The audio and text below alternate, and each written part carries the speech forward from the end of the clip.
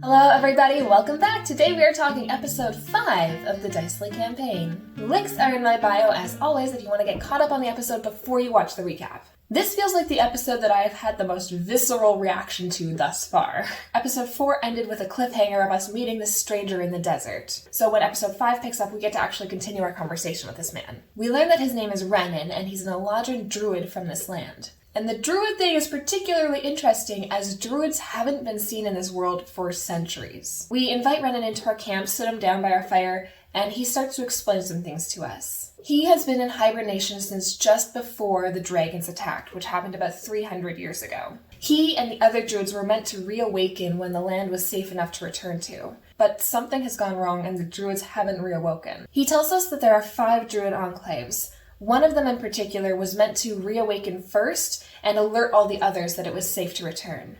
But clearly that didn't happen. He also tells us that there's a druidic ritual that needs to happen every 500 years in order to maintain the balance in the world. And that the 500-year mark is coming up pretty shortly in the next year or two. So the druids need to be woken up soon in order to perform this ritual. Rhea seems to be fairly dedicated to this task. The one enclave that was supposed to alert all the others was from their home, the Saffronis Forest, where their mother lived. And Rhea is obviously very personally tied into this whole thing. Elwyn does manage to get some time to talk to this man as well and ask him if he knows anything about the Wilder and the Archfey and about the creature that cursed her. This was a fun moment for me because it was the first time I kind of actually got to explain this curse to the party. The TLDR is that in the Wilder, as a child, Elwyn wandered into a forest and came across an evil archfey creature.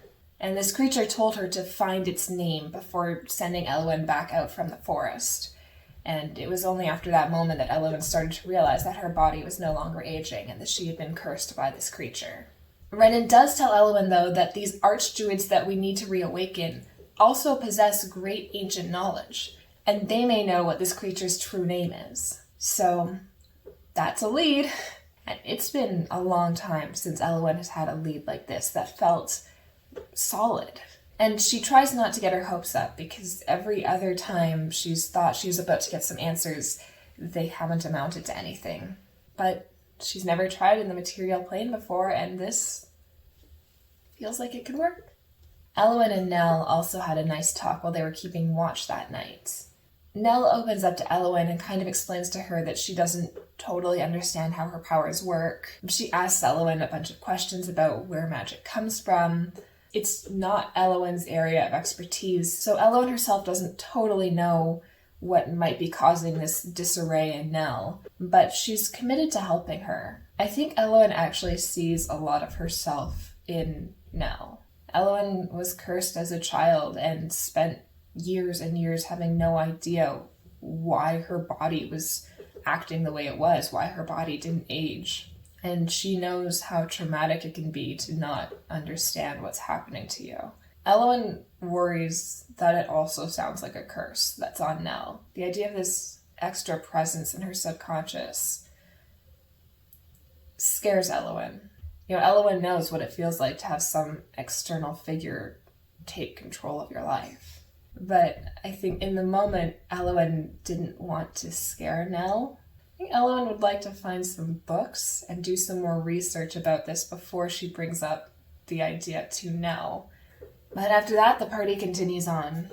We walk through the desert for a number of days until we finally come across this railroad being built. This is something different and something interesting, and the party decides that they want to go over and see how it works. We meet a couple of the workers there. Things are chill. Until, all of a sudden, the sky is blacked out above us. We hear screams and the clashing of metals, and we're in combat once more. So, battle begins. This is a massive battle. It's a huge battle map. There's tons of different characters, lots going on. And we're using dynamic lighting in Roll20. I could do a whole podcast on why I think dynamic lighting is the absolute coolest and adds so much to gameplay, but that's for another time. Anyways, battle begins. It's actually going pretty well. There's a lot of enemies, but a lot of allies on our side as well. We're controlling the field, we're keeping track of things. Stuff's going fine for us. It's just at the very end of the fight. Abe is standing alone with an enemy, and Elwyn rushes over to get that sweet, sweet flanking bonus. Elwyn and Abe kind of gang up on this guy. We each hit him. Abe finally takes the guy down. And, celebration, hooray, we took the guy down. But Adam, on his turn, after Abe slices this guy open, Adam starts to describe, and I'll trigger warning description of gore here, but Adam describes that Abe slashes into this man and his guts start to spill out from around his armor. And then Abe throws his axe, reaches his hands into this man's body, and tears him in half. All while Elwyn is standing 5 feet behind this man because we were both fighting him 1 second ago. And this is new. We've seen Abe go into like a weird trance kind of thing while he's raging before, but I've never seen him become so animalistic in his rage. And this kind of felt like a moment for Elwyn because, again, Elwyn is not an adventurer. Well, she is now, I guess, but she hasn't been before this. Every fight we've seen Elwyn partake in are the only fights Elwyn has ever been in. So we fought some sand dogs that weren't actually trying to hurt us at all. We fought some bugs, which was unpleasant, but different than fighting humanoid creatures. And now this fight, where I've now seen my ally stick his hands into a corpse and rip it to shreds. I think that's maybe a little traumatic for Elwyn. Definitely catches her off guard.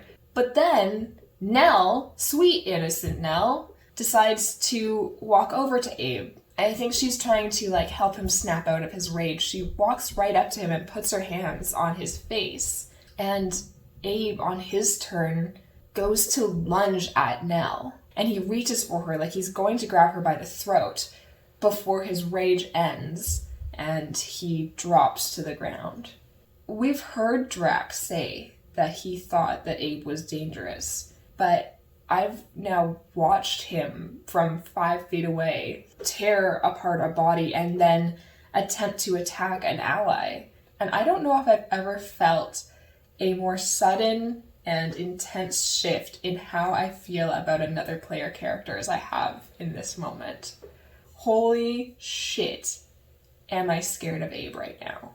Here's the thing. I know it's not Abe. I know it's, whatever thing is possessing him, but also I don't know if that matters.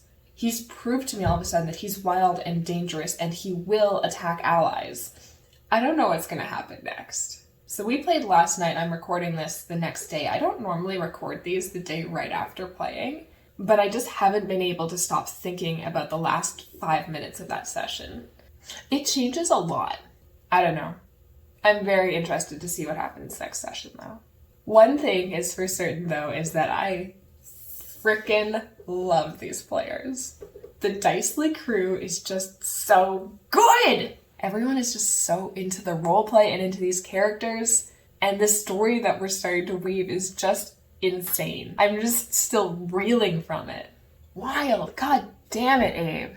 Anyways, if you are also interested to see where this is gonna go, you can follow the Dicely Twitch channel to get notified when we go live. You can also follow at DicelyD&D on Twitter, or you can follow me at Dalisaur on Twitter. I will also let you know when we're going live. If you have any thoughts, comments, questions yourself about how the campaign is going, how Elwyn might be feeling about stuff, how I am feeling about things, feel free to send me a DM or leave a comment in this video. I would love to try to answer some of your questions during these recaps. But I think that's all for this time, my friends. I hope you all stay happy and healthy, and may you always play Dicely. Bye!